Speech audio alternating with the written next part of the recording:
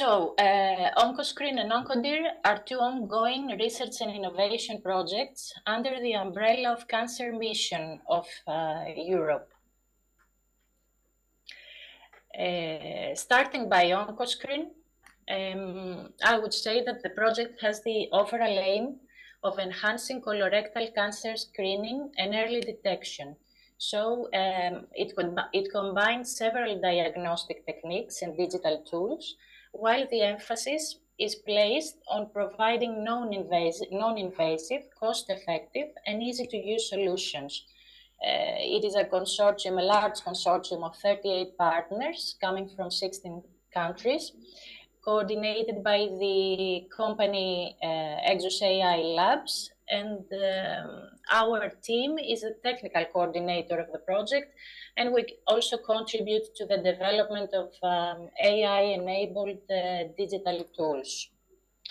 So there is a set of technologies at multiple levels undergoing development in this project, which altogether will constitute, at the end of our project, hopefully an integrated, federated platform. This includes diagnostic devices and techniques, training modules, and decision support tools powered by AI. There is a mobile application for data collection directly from the patient, while in reverse, it will also provide personalized counseling and personalized information to the patient, and also an online data catalog, which will ensure the findability and possible future reusability of the data sets that we are generate within the project. The project has planned a clinical study of 2 phases with an estimated total number of participants larger than 4,000. The first phase will essentially provide the necessary data for the adaptation and the refinement, let's say, of the technologies, as well as the first estimations of their performance. While in the second phase, the diagnostic performance of our tools and methods will be evaluated in the context of active screening for colorectal cancer and compared with standard practice. We are actually now in the 16th month of the project, so we are very close to initiating the first stage of our clinical study. So what is very interesting is that the role of patients in OncoScreen is truly multifaceted. Firstly, we have 3 patient representative organizations as partners within the consortium. They are in fact leading the iterative process we are using for defining the end user requirements for the solutions. And this is critical because it is the basis of all subsequent development activities. They are also in charge of the public awareness campaigns of the project and of course support our outreach to patients. This is also important in terms of recruitment, but also for ensuring that the patient perspective is truly taken into account.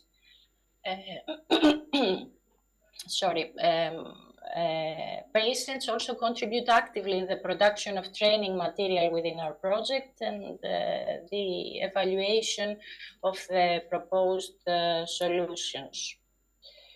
So up to now, we have performed a large number of meetings that have brought together end users, including patient representatives and other stakeholders, as well as technology providers. We have co-organized with patient representatives 2 laboratory integration tests, and within March we have also concluded our first awareness campaign in social media. And another interesting aspect related to the involvement of stakeholders, I think it is the fact that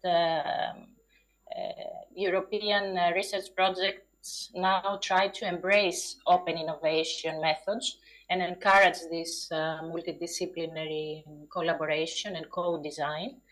As an example, during the last month, we launched the first of a series of what we call virtual hackathons. And the first one of this series was under the theme Improving Patient Experience.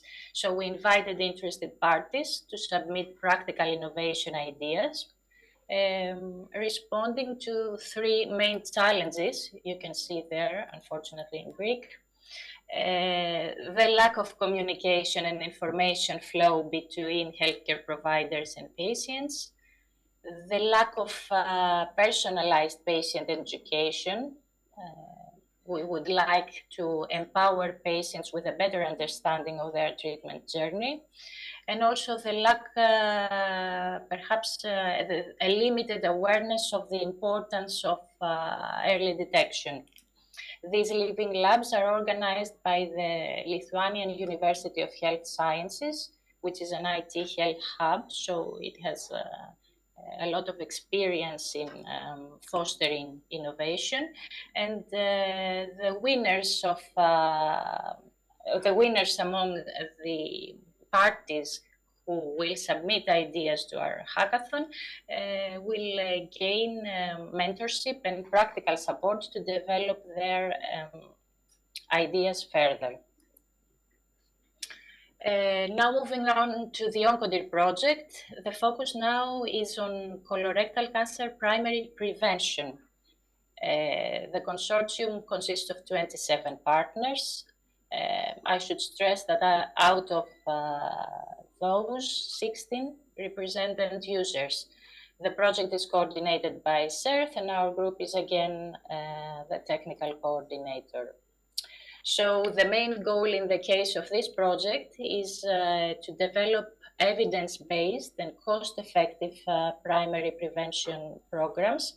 And for this purpose, we are integrating methods from health policy analytics, social and behavioral sciences, AI-enabled data integration and analysis, health economics, and again, of course, multidisciplinary collaboration and co-design are key. But I should mention that apart from the digital technologies, which we are developing to enable intervention co-design, we are placing particular importance also on the investigation of the factors that influence the adoption and adherence to prevention programs by the end users. And this includes patients, healthcare providers, and policymakers as well. The project has also initiated a policy mapping study to record and analyze existing primary prevention programs throughout Europe and identify relevant policy gaps. And also 3 laboratory integration tests and 3 large-scale pilots will take place in the future in 5 countries to evaluate the solutions, assess their feasibility and their actual impact under close to real-world conditions. And again, within Oncodir, the role of patients is pronounced. As you can see, numerous activities are foreseen that bring together all stakeholders. We count on the inclusion of patient perspectives towards the development of solutions that will be indeed adopted and adhered to. And at this stage of the project, we have completed the first round of end-user requirements definition, and we are preparing for the first laboratory integration test, which will assess at this stage the technical aspects of the system under development. So this basically concluded my presentation. I have just placed here a couple of slides in case someone of you would like later to find more details about our activities, or maybe contact us. Thank you very much, Dήμητρα. Thank you.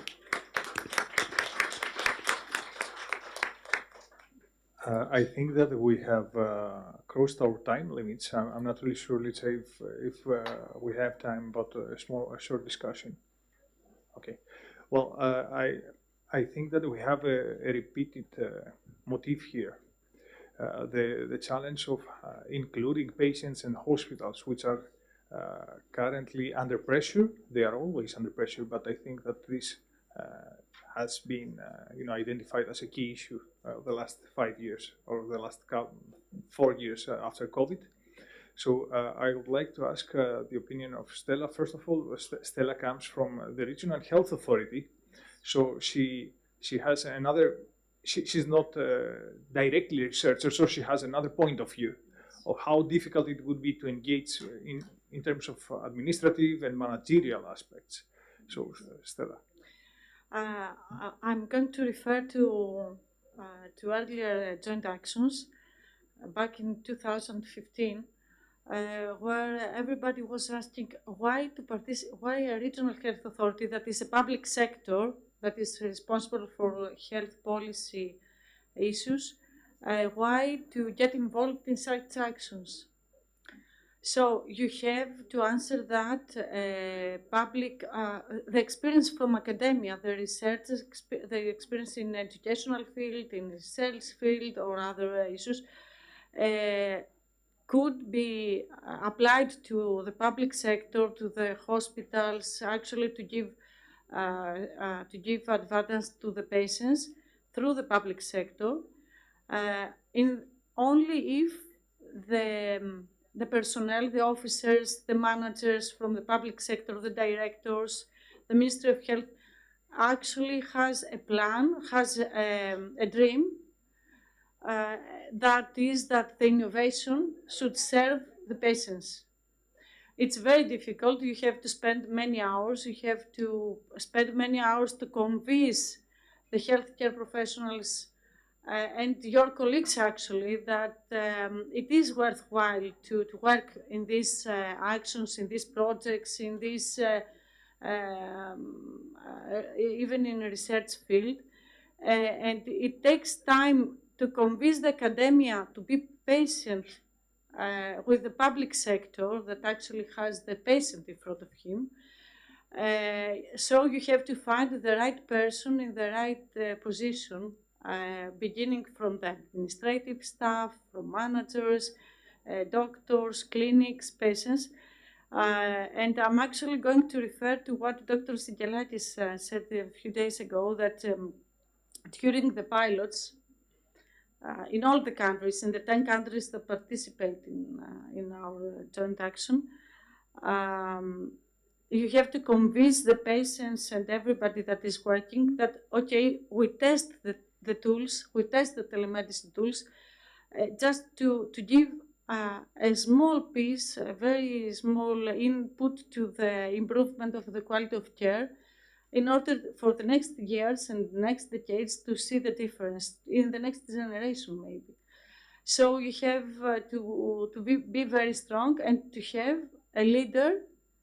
I could say in our lessons we say a digital leader, to follow the digital leadership actions in order to transform the area. It's very difficult and you have to believe in this. The transformation according to digital leadership issues.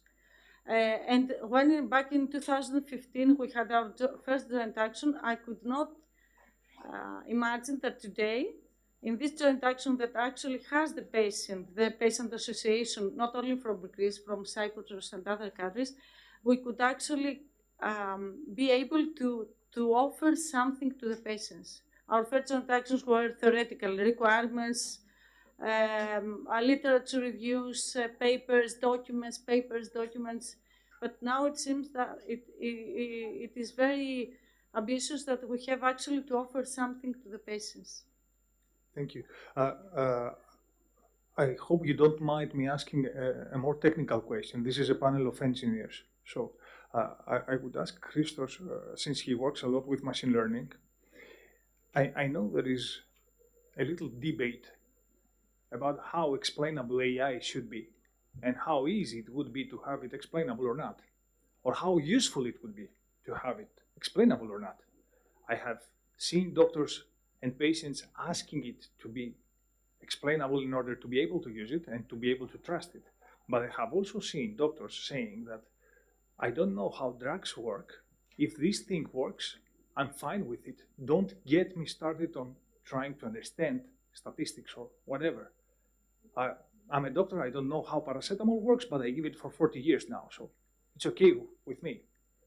Christos, what's your experience on that? Thank you, panelists, for that question. Indeed, explainability is a big issue during the last years, and unfortunately, our shift to deep learning models deviates us from explainability in principle, because deep learning models like convolutional neural networks could be regarded as black boxes.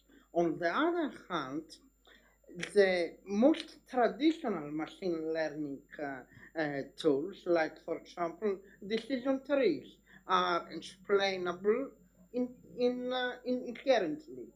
So I think that a fusion, for example, of a deep learning model, but then taking the expert opinions and trying to decipher the output of the model, why it works, why it produces that output, and if it is replicable, and putting a simple decision tree at the end of the deep learning model as an additional layer may be a good solution. I don't know if it is the most sophisticated, the most elaborated, but it seems to work. On the other hand, and in order to bridge your question and what Stella described as challenges, I think that explainable models would be greatly benefit by a harmonization of several data acquisition strategies of small pilots, and there is need to shift from small studies to a harmonized big studies. And of course, Stella, you described about the digital leadership, but maybe what about a federated learning approach? So yes, the data are in the XY hospital, but the model architecture, the network architecture would be fused among the different hospitals, the different countries, cultural settings, and having participants and end users' opinions, we may reach explainability, which is far away from being reached now, and it remains a very challenging and open issue. I have to say that sometimes I have been in meetings where patients were saying that, please do share our data. We need you to share our data in order to have some progress on our disease. We don't care about our privacy as long as it would bring benefit to our healthcare.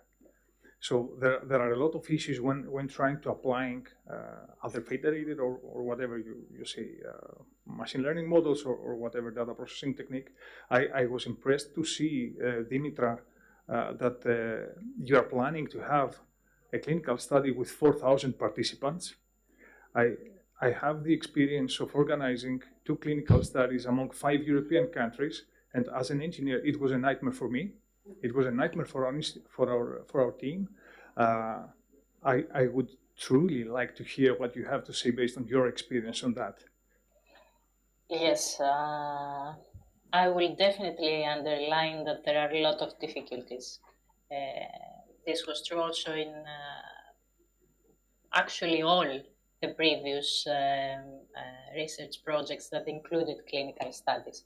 There are a lot of issues involved, legal, ethical, technical, but we are trying.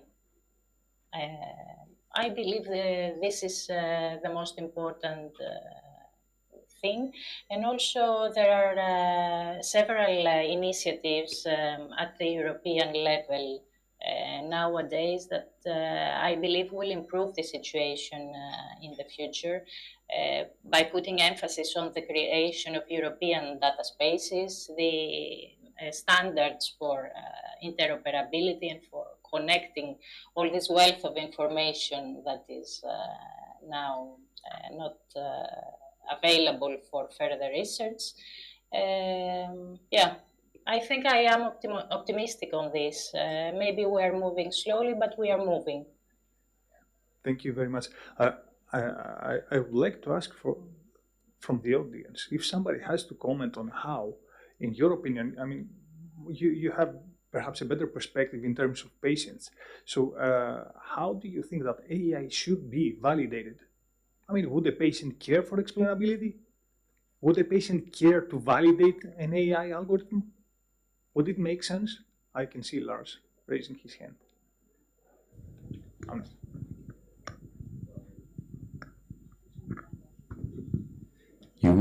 You gave me an opportunity to say something, so but to reflect, I've been a blood donor for 30 years. And if I knew that people would be selling my blood to the black market, I would be offended. I would be even more offended if I found out that for 30 years they'd just been stashing the blood in a freezer and never really used it for anything. So my assumption when I share my blood, my data, is that somebody uses it for something. For good. For good. Yes, not for making money. No. But at least that it's used. It is used. And now, of course, I do not expect health systems across Europe to sell my data to the black market or anyone else. But I assume that it's used. All patients assume that when they answer all those stupid questions again and again and again, and they donate their blood, and they do blah, blah, blah, somebody uses it for something. They would be deeply offended if they knew how little we do that. I fully agree, and I think we don't have the right to stay here. And then to add to your other question, I don't know how my car works, truly. I mean, I have some very rudimentary ideas about it, but I really like it still. So sometimes, and in human life, I don't need to know all the details about it, of course, the greater mechanics, but I trust that there are systems out there that validate them, and I trust the systems. I trust the EMA to do the drugs for me. So it's about having good systems that can do that for me as well. Lars, you are demolishing the entire agenda of artificial intelligence in the last years, but I really like it. Yeah. Not to mention demolishing the innovation idea about companies making money out of our data, which I really like. I think that this is also a key issue here. We don't have business models which are compatible with this principle. Currently, there are many startups which think that they could make money out of our data. There are good engineers who build nice machine learning algorithms with high success rates, and they expect to get data for free, do it whatever they want, without having an idea about the challenges, about the ethical challenges. So there is also a big gap here. If we want things to stay alive, we need to find sustainable financial models. I would like to make a question about AI. What are ways that AI can be useful in the future for e-health applications? Can you give us a few ideas so we can Yes, is it useful for doctors, for early prevention, or is it useful for... In principle, it could be useful for everybody. Okay, so I will give an example. Let's suppose that we want the patient to have a mobile app to report his condition. We very frequently refer to these approaches as patient-reported outcome approaches. So we ask for a patient to report his potential adverse drug reactions. But if you are a cancer patient, you might have 1,000 of potential adverse drug reactions. It would not be a good idea to ask a patient to answer 1,000 questions every day or every week. So I could use artificial intelligence to adapt the questions to be asked in the patient's profile. How? Using his own data, using his own medical history, and adjust the questions to 5, the most relevant ones for him personally. This would make his life easier, okay? And this would also increase my data flow, and it would support the doctor's decision-making process. If I ask him 1,000 questions, obviously he will drop out from using the mobile app. Nobody would do it. Okay? So this is an example that we have actually implemented in one of our projects. Okay, but I'm pretty sure that the rest of the team could provide other examples too, if we have the time. I don't know. Please. Regarding your previous question on whether patients would be willing to help with testing algorithms and providing feedback, if I got it right, from my personal experience as a cancer patient, I would say that it depends on largely on the stage that the patient is at. If the patient is under therapy, I mean, that would be it could be the last thing that would be their priority, unless that thing that you're asking them to provide feedback for would give them some help in managing mainly the side effects of treatment. So maybe such an app, yes, it could be validated by patients during their therapy, because that's lacking a lot, if not 100%, at least from the oncology clinics in Greece. So patients are left helpless with no psychoeducation regarding the side effects of treatment. Apart from that, if they are on the survivorship stage, though, I have met way too many people who are willing not only to provide feedback, but also to help in whatever means possible, so that other people who will be found in their place when they were under treatment can have a better experience from them. And believe me, cancer survivors are very willing to help. Thank you. That's very nice to hear. I would keep as a takeaway lesson that we need to adjust our approaches to the specific patient profiles. Just to mention that in our clinical trials in Hospital Papageorgiou, exactly what you described is the case. It's difficult to convince cancer that is under treatment, and it has special situation. But of course, for cancer survivor is much more easier and willing, and of course, it needs very psychological support and education for the healthcare professionals to provide all the support in the stages. This is absolutely necessary. I mean, it's less than enough to ask the oncologist, so okay, so what will be the side effects? And the oncologist's answer being, okay, so your hair might fall, and some other things, but okay, you'll see that. Thank you. I mean, if I didn't have the skills due to my scientific practice, I would know nothing about the side effects. And let's not forget, because we are talking about artificial intelligence, its role, who is benefited from that. Artificial intelligence is like a tool. As Pantelis said, during the next 20 years, there would be a valuable tool for practicing medicine. But as a tool, it should be considered and used according to some ethics value. So there is a large debate about ethical AI. It should be considered as a validated tool.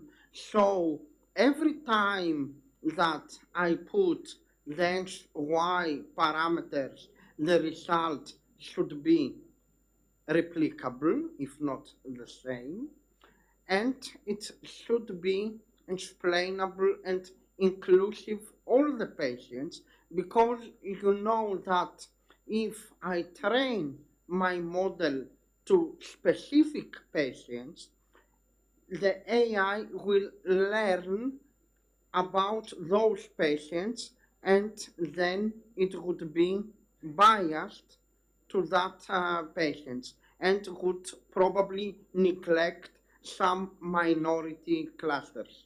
Or even worse, misguide the healthcare professionals. So AI validation is a crucial issue. It is heavily discussed. It has many implications, not only with patients, but also technical implications, because AI models, machine learning models, to be more specific, because AI is not only machine learning, but machine learning models get better in principle as they get more data. But what about if I check the safety of a model today, if I validate the model today, and as the model gets retrained every day or every 6 months, the model gets worse? Who is validating that? Dimitar, would you have something to comment on that?